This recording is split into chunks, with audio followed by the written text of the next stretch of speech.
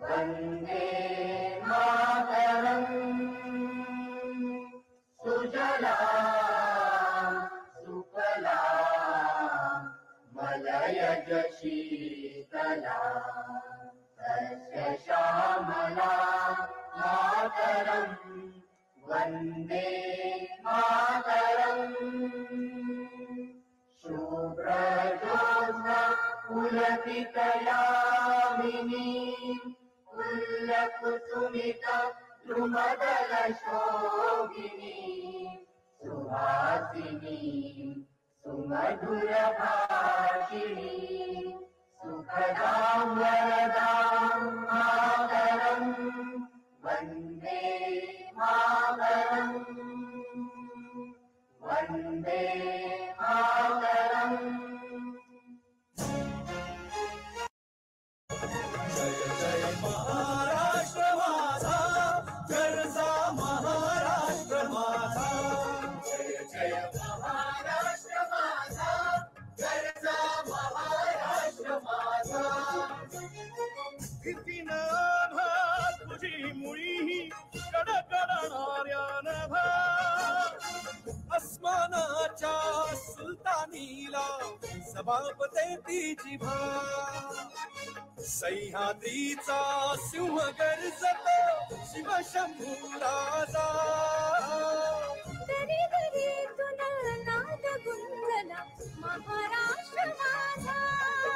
जय महाराष्ट्र माझा गरजा महाराष्ट्र माझा। काळ्या छातीवरी कोरली अभिमानाची लेणी ओलादी मनगटे खेळती खेळ जीव घेणी दारिद्र्याच्या उन्हात शिजला विठ्ठलाच्या घामाने भिजला देश गौरवासाठी झिजला दिल्लीचे ही रक्तदानी तो महाराष्ट्र माझा। जय महाराष्ट्र माझा गरजा महाराष्ट्र माझा। जय जय महाराष्ट्र माझा।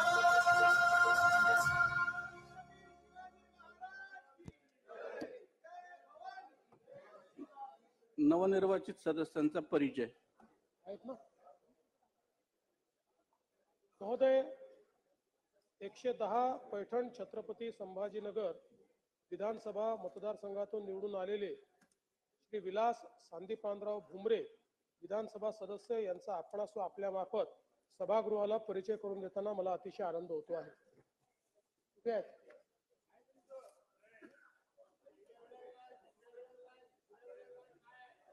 आता परिचयच करून देणार नाही। ठीक आहे, पहिल्यांदा नवीन आहे सोडून।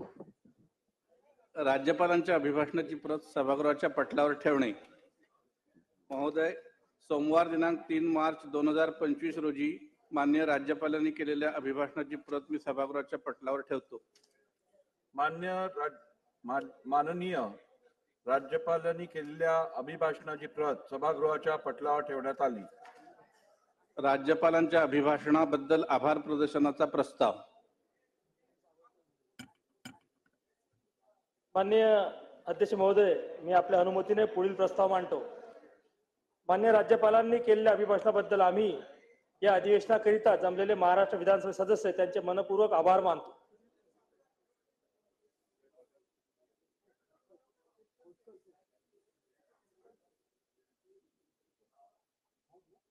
अर्जुन खोतकर आहेत का? माननीय अध्यक्ष महोदय, माननीय रणधीर सावरकर विधानसभा सदस्य यांनी मांडलेला आभार प्रदर्शनाच्या प्रस्तावाला मी अनुमोदन देतो। तुपे चेतन तुपे। माननीय अध्यक्ष महोदय, महामहिम राज्यपालांच्या अभिभाषणावर प्रस्ताव मांडलाय त्याला मी अनुमोदन देतो।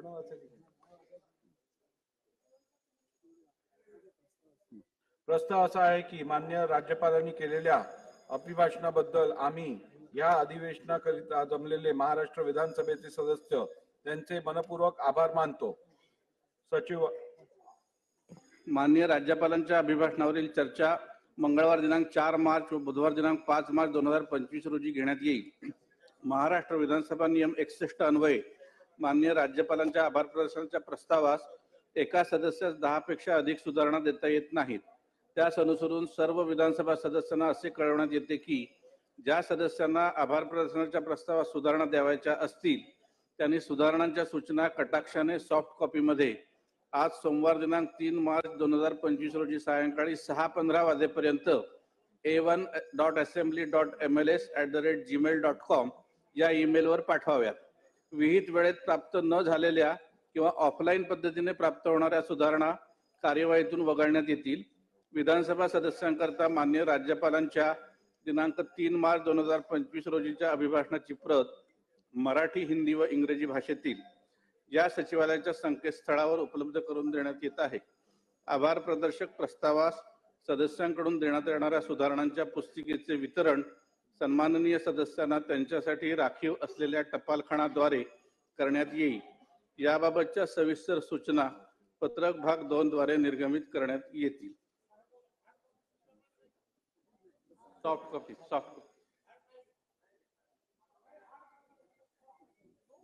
सन 2024-25च्या पुरवणी मागण्या सादर करणे. अध्यक्ष महोदय, मी आपल्या अनुमतीने सन 2024-25च्या पुरवणी मागण्या सभागृहात सादर करतो व असे करत असताना मी सभागृहाच्या असेही निदर्शनास आणू इच्छितो की भारतीय संविधानाच्या अनुच्छेद 205 व 203 खंड 3 खाली मिळालेल्या अधिकारात महाराष्ट्राचे माननीय राज्यपाल महोदयांनी सन 2024-25च्या पुरवणी मागण्या विचारात घेण्यात याव्यात अशी शिफारस या सन्माननीय सभागृहास केलेली आहे. सन 2024-2025च्या पुरवणी मागण्या सभागृहात सादर करण्यात आल्या आहेत. पुरवणी मागण्यांचे विवरणपत्र मान्य सदस्यांना महाराष्ट्र विधिमंडळाच्या व शासनाच्या संकेतस्थळावरून तसेच टपालखान्याद्वारे उपलब्ध करून देण्यात येत आहे. या मागण्यांवर चर्चा व मतदान दिनांक 6 व 7 मार्च 2025 रोजी होईल. दिनांक 6 मार्च 2025 रोजी चर्चा व मतदानासाठी जे विभाग प्रथम क्रमांकात घेण्यात येतील त्या विभागांवरील कपात सूचना दिनांक 5 मार्च 2025 रोजी व दिनांक 7 मार्च 2025 रोजी चर्चा व मतदानासाठी जे विभाग प्रथम क्रमात घेण्यात येतील त्या विभागांवरील कपात सूचना दिनांक 6 मार्च 2025 रोजी सायंकाळी 5 वाजेपर्यंत स्वीकारल्या जातील. विधानसभेने संमत केलेल्या विधेयकांना विधान परिषदेची संमती व दोन्ही सभागृहांनी संमत केलेल्या विधेयकांना राज्यपालांची अधिसंमती मिळाल्याचे जाहीर करणे. विधानसभेने संमत केलेल्या विधेयकांना विधान परिषदेची संमती व दोन्ही सभागृहांनी संमत केलेल्या विधेयकांना राज्यपालांची अधिसंमती मिळाल्या संबंधीची यादी सचिव वाचून दाखवतील. खालील विधेयके विधान परिषदेने कोणत्याही सुधारणेशिवाय संमत केली. सन 2024 चे विधानसभा विधेयक क्रमांक 22, 23, 24, 26, 27, 28, 29, 34, 36. खालील विधेयके विधान परिषदेने कोणत्याही शिफारशीशिवाय परत केली. सन 2024 चे विधानसभा विधेयक क्रमांक 30, 31, 32 व 35. खालील विधेयकांना राज्यपालांची अधिसंमती मिळाली. सन 2024 चे विधानसभा विधेयक क्रमांक 22, 23, 24, 26, 27, 28, 29, 30, 31, 32, 35 व 36. अध्यक्षांनी सभाध्यक्षांची तालिका नामनिर्देशित करणे.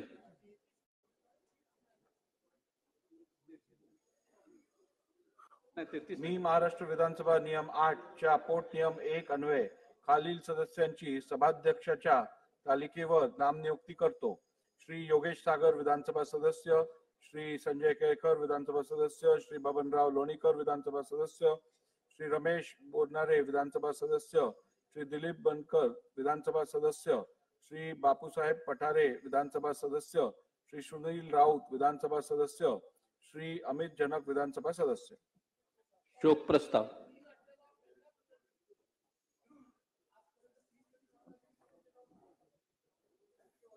बरंच काय पहिल्यांदा होतं आता चला. शोक प्रस्ताव.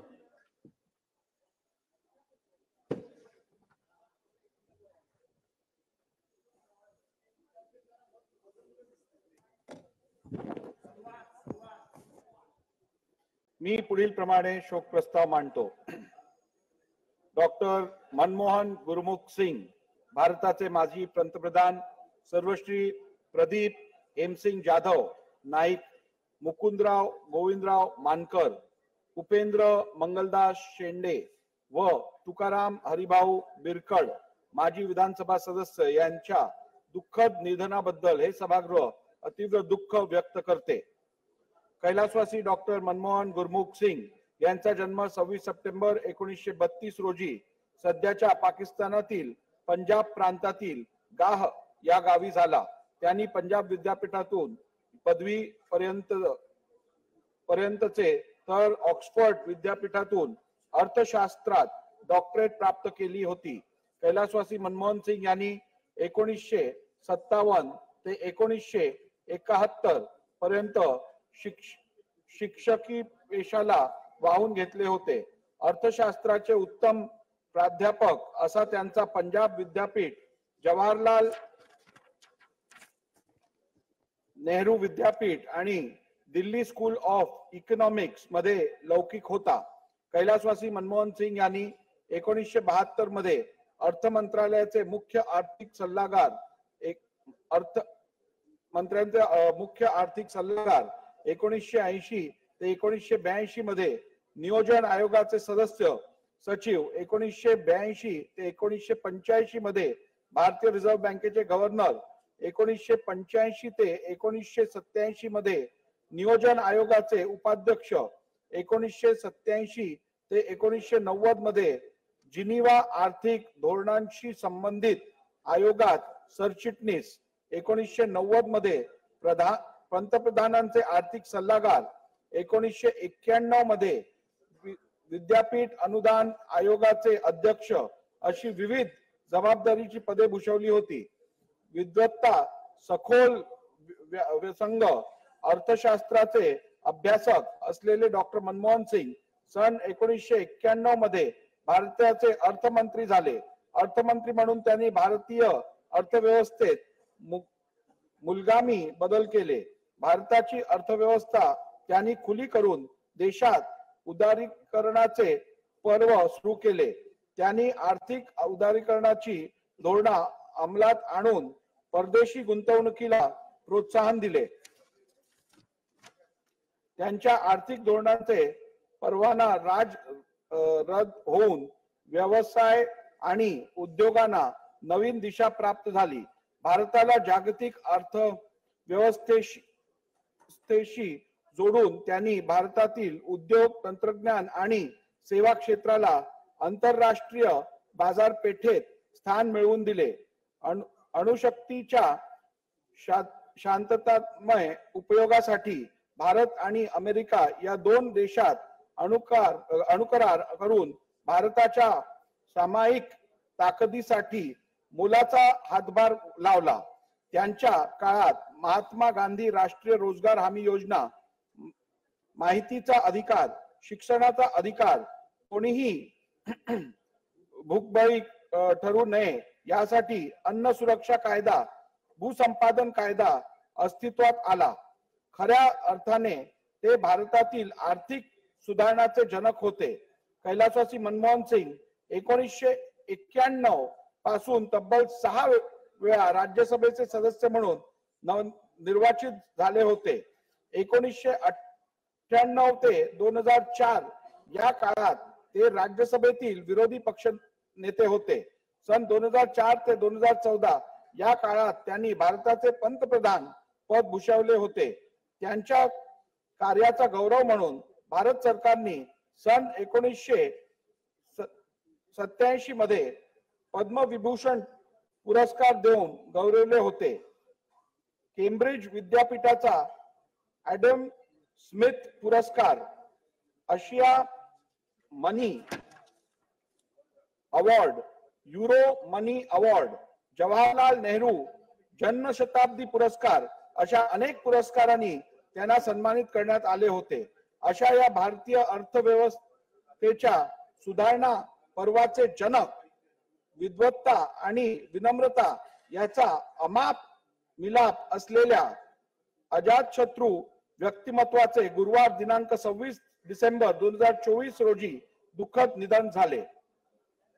कैलासवासी प्रदीप हेमसिंग जाधव नाईक यांचा जन्म 15 नोव्हेंबर 1956 रोजी नांदेड जिल्ह्यात किनवट तालुक्यातील दहेली तांडा येथे झाला. त्यांचे शिक्षण BA पर्यंत झाले होते. कैलासवासी जाधव नाईक यांनी वसंतराव नाईक विकास महामंडळाचे अध्यक्ष म्हणून उत्तम कार्य केले होते.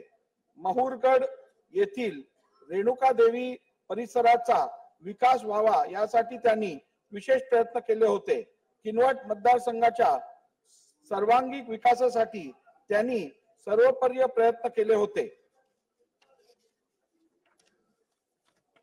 कैलासवासी जाधव नाईक सन 2004, 2009, 2014 असे 3 वेळा कनवट मतदारसंघातून महाराष्ट्र विधानसभेवर निवडून आले होते. विधिमंडळाच्या अनेक समित्यांवर त्यांनी काम केले होते.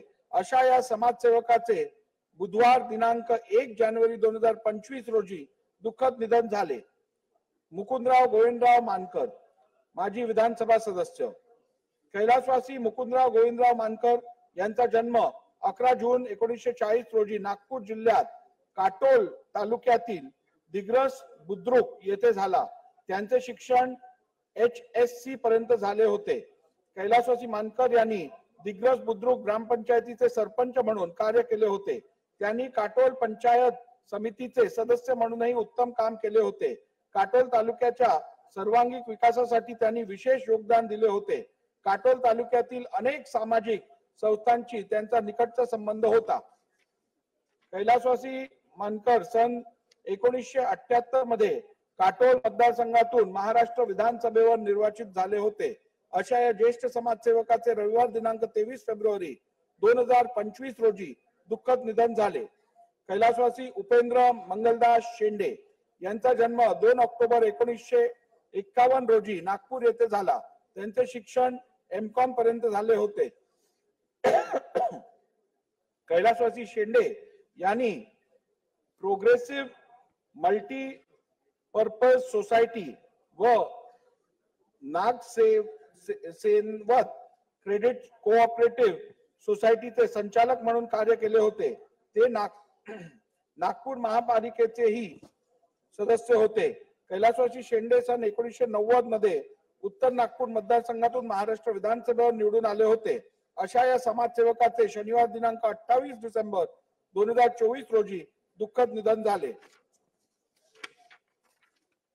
कैलासवासी तुकाराम हरिभाऊ बिरकड यांचा जन्म 5 मार्च 1952 रोजी अकोला जिल्ह्यात कुंभारी येथे झाला.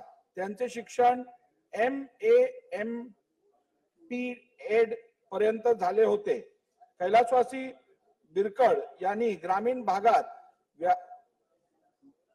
व्यायामाचे महत्व पटवावे यासाठी जय बजरंग व्यायामशाळेची स्थापना करून विदर्भ व खानदेशातील 6 जिल्ह्यामध्ये 250 पेक्षा अधिक व्यायामशाळा सुरू केल्या. गोरगरीब विद्यार्थ्यांच्या शिक्षणासाठी त्यांनी 8 माध्यमिक विद्यालय, 4 महाविद्यालय तसेच आश्रमशाळा सुरू केल्या. अमरावती विद्यापीठाचे ते काही काळ सिनेट सदस्य होते. 1992 ते 2004 या कालावधीत ते अकोला जिल्हा परिषदेचे सदस्य होते. विदर्भ वैधानिक विकास महामंडळाचे अध्यक्ष म्हणून त्यांनी कार्य केले होते. नाट्य स्पर्धा, लोककला स्पर्धा तसेच अनेक मराठी चित्रपटातून त्यांनी भूमिका साकारली होती. कैलासवासी बिरकड सन 2004 ते 2009 या कालावधीत मुर्तुजापूर मतदारसंघातून महाराष्ट्र विधानसभेवर निर्वाचित झाले होते. अशा या समाजसेवकाचे गुरुवार दिनांक 13 फेब्रुवारी 2025 रोजी दुःखद निधन झाले. सन्मान्य सदस्यांनी स्तब्ध उभे राहून शोक प्रस्ताव संमत करावा अशी विनंती आहे.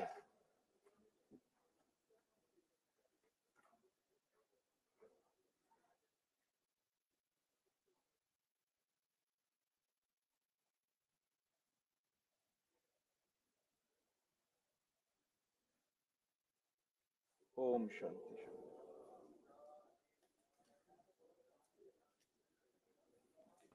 सदस्यांनी खाली बसावे. शोक प्रस्ताव संमत करण्यात आला आहे. प्रस्तावाची एक प्रत व विधिमंडळाचे स्मृतिपत्र शोकाकुल कुटुंबियांकडे पाठवण्यात येईल. सभागृहाची बैठक आता स्थगित होत आहे. मंगळवार दिनांक 4 मार्च 2025 रोजी सकाळी 11 वाजता सभागृहाची बैठक भरेल.